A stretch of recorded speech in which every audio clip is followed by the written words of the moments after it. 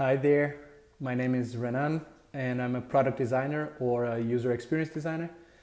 I graduated as a graphic designer back in 2006 in Brazil.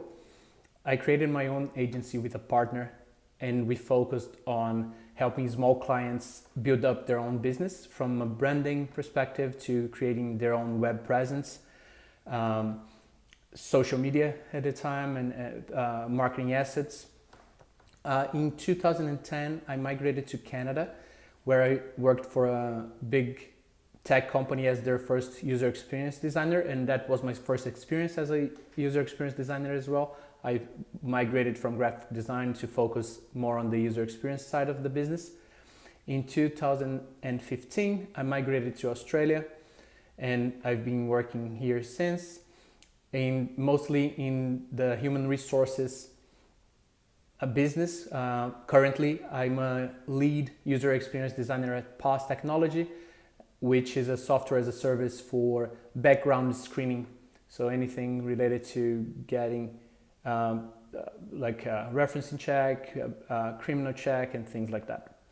And that's me. My career was definitely a series of sprints. When I started back in 2006 as a graphic designer, I focused on helping many small clients in different areas to get the idea from their heads and create a business out of it.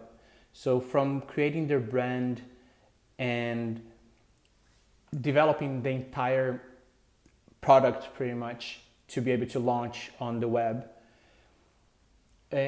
After that, when I went to Canada, I wasn't an expert in UX, in user experience. I was an all-around designer who helped different businesses in different areas. So I knew a lot about multiple things, but I wasn't very focused on one single area. And at that time, I started learning a lot more about user experience, doing a lot more research. So I focused for a couple of years on developing my research side, being able to analyze data, create research in general to be able to gather data so I could analyze it. After, when I came to Australia, I continued that path of focusing on the user, trying to convince businesses that the user is the most important part of your business. So if you make the user happy, you're going to have a good product.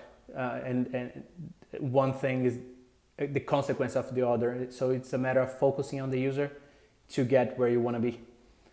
And I also volunteered for, not only volunteered, but tried many projects on my own on the side, trying to create projects and work with other people who wanted to create side businesses. Until today, I didn't have like a successful side business, but it definitely helped me a lot in becoming better at what I do, getting experience to do my work better. And I'm pretty sure at one point, one of the ideas will go forward. It's just a matter of keep trying, keep practicing. It's very hard to get your idea right on the first try. So it's a matter of keep sprinting, keep focusing on one thing at a time and developing your skills until you get where you want to be. The worst career advice that I ever got was not only a career advice, but some sort of culture thing that people have, the idea that you should not share your ideas because other people might steal it.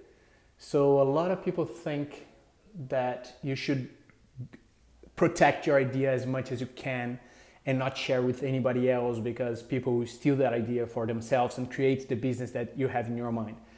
And that's pretty much the worst advice ever, because it's the exact opposite.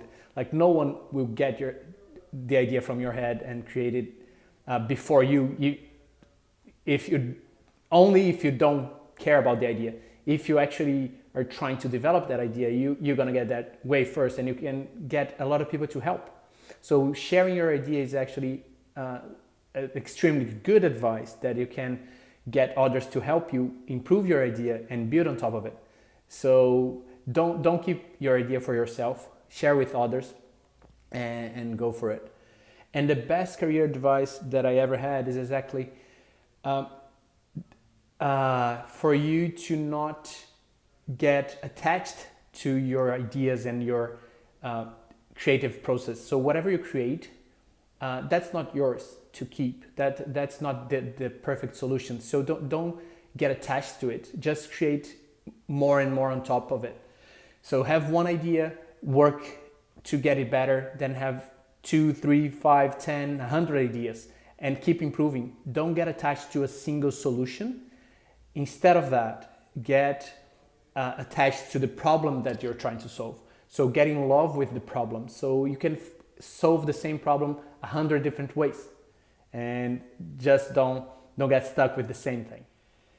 I wish I knew when I started that senior employees, senior people, or managers, or any sort of like big shot in any area, they're actually not that big.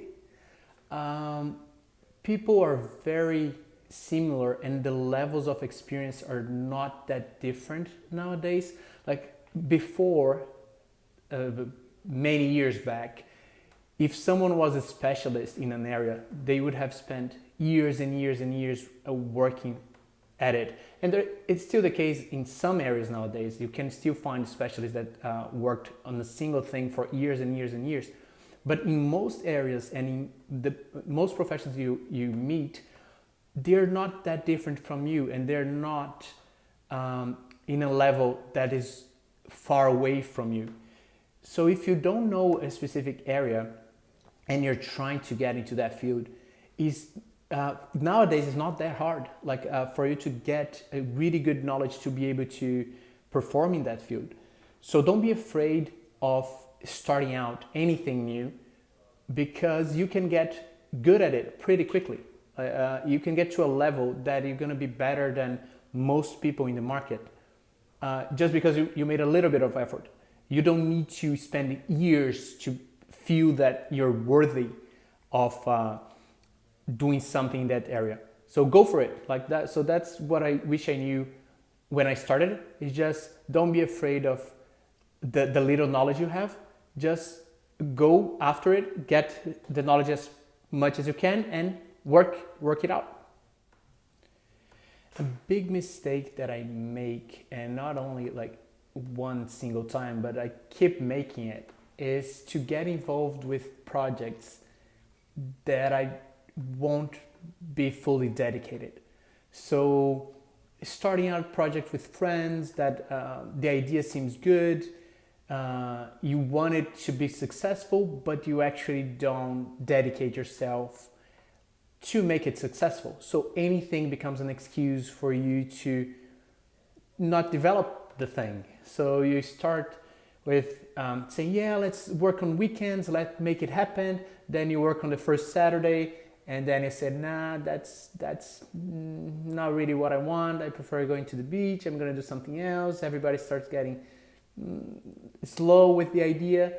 And instead of either killing the thing and stop working on it and investing your time on something else, like even going to the beach if that's what you want to do, or going to after other idea, you just keep postponing that and making excuses, saying it's because someone else is not doing their part, so why I'm gonna do my part, and that's a big mistake. Like that's one thing that I need to learn how not to do, is either not accept something new, like tell people that I'm not going to work on that because I don't have the time, or because it's not part of my priorities, and stop investing in something that I don't want to be invested in, or that I think I want to be invested in, but that's not what actually happens. And so use your time wisely.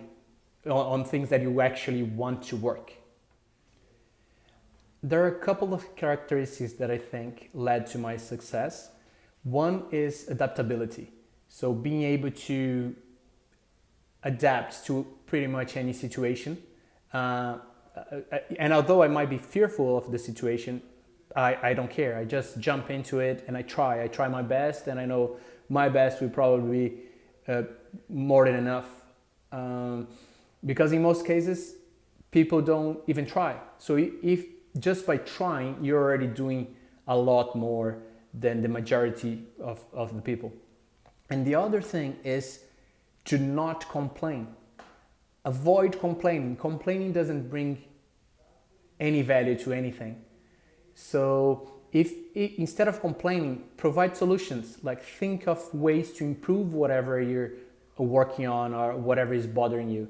Don't complain for the sake of complaining.